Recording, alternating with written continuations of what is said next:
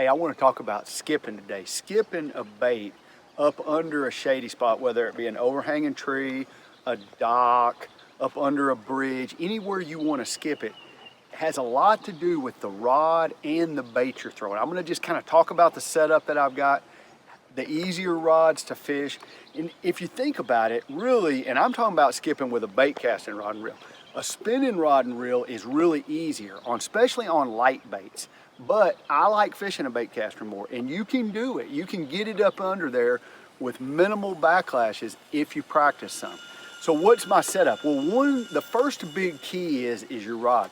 The rod has to have a lot of bend in the tip. You can see how that bends right there. Well, when that bends like that, what happens in skipping is I can skip a really stiff rod, but it's a lot harder to skip a really stiff rod. If you've got a more limber rod, you can slide things up because it puts a bow in the rod when you make the cast. So when you load up the rod and it'll make a bow, this one's gonna make a bigger bow than like a really stiff rod. And so when you're first starting to skip, you're finally you're getting to the point where you really want to slide things up under cover, and you feel like that's an important way to catch some fish. Start with a fairly limber rod. This right here is a Bass Pro Shops rod. It's actually medium light, which is pretty light, but I like throwing a wacky worm on it. Wacky worm's an easy bait to skip because there's no lead. Now, there's easier wacky worms and harder wacky worms. This is a bait right here that is actually a 6-inch bait, and it's got a lot of surface area. It's pretty heavy. The heavier the bait, that's, in other words, like the plastic is heavy. So I can actually slide this thing. This thing will just skip up under stuff. If I was throwing a 5-inch or a 4-inch, it'd be a little bit harder. It's doable, you can do it. Or you could fish like a finesse worm, like a 6-inch trick worm that you actually slide up under there. That's even a little bit harder. But start with something pretty heavy so you can really slide it up under there. Now, one key is you're just not gonna do much good on skipping if you don't skip it hard. Like skipping like this, when just all I'm doing right here is just back and forth, that's not really skipping. What I'm talking about is, I'm gonna move up just a little bit forward in my boat. I'm actually talking about making a whip in motion where it's actually gonna go a long way. And you're gonna get a few backlashes, a little overrun here, a little overrun there. That doesn't really bother you.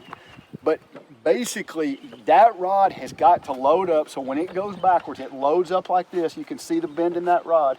And then that bait, as you whip it forward, you gotta have some speed on it. You're gonna whip it in there. You're gonna blow up some reels. Hey, know that you're gonna blow up some reels. You're gonna have situations where, you know what, I'm just gonna reel that one up, put it down, and I'll cut it out tonight. Pick up another one. I mean, it doesn't really matter. You gotta get in there and do it. Now, I do it left-handed because I almost always hold my rod and reel left-handed. If you're a right-handed caster and you always do it right-handed, well, skip it right-handed. It doesn't really matter. It's just like skipping a rock. You just gotta whip it up under there, let it go, and you can catch a lot of fish. Fish like being in shade. Bass like being up under stuff. Might be a dock, might be an overhang, might be a bridge. It could be just about anything. A little bluff, a rocky place. Try to learn how to skip that bait, get it up in there, and you'll catch a lot of fish. You know, I've talked about the rod. Now, the key on the reel is setting the reel up. There's 2 tensioners on the reel. If you look at this is a Johnny Morris Platinum Signature Series reel. This tensioner on the right, I like really, really loose. So I've got that one backed off quite a bit. Then there's the one on the right, the magnet. Now, I got mine only set on, say, 3 right now. Sometimes I'll go down to 0. My best tensioner on my reel is my thumb. So my thumb actually controls how fast that line goes up in there. But if you want to control one or the other, take the magnet and put it on a higher setting. If you put the magnet on a higher setting, then it'll be a little easier. There won't be as many overruns. Hey, get that bait up under stuff. A lot of times, bass love shade. They want to be up under stuff, and the only way a lot of times you can get to them is to skip it in there. It takes a lot of practice, but you can catch a lot of bass.